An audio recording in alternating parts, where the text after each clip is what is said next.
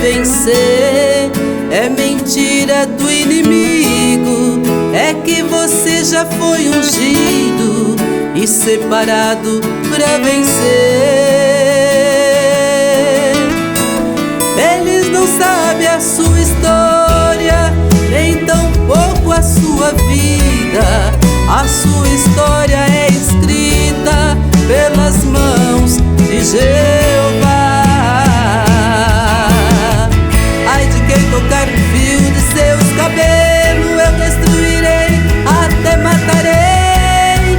Quem tocar nos meus ungidos serão destruídos.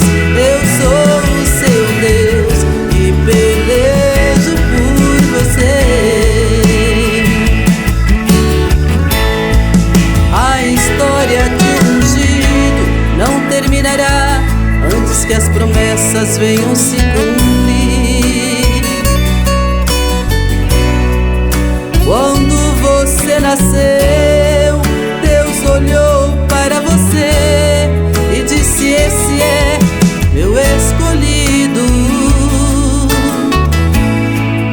Assim como Davi foi ungido por Samuel, você também será ungido pelo Deus de Israel.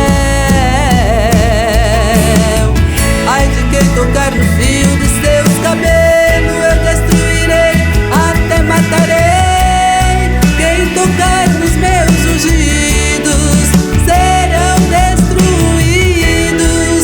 Eu sou o seu Deus e pelejo por você.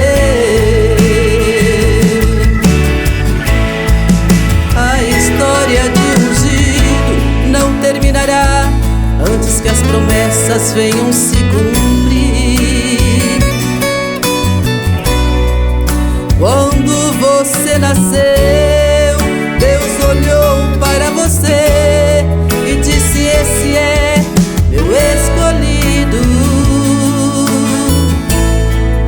Assim como Davi foi ungido por Samuel, você também será ungido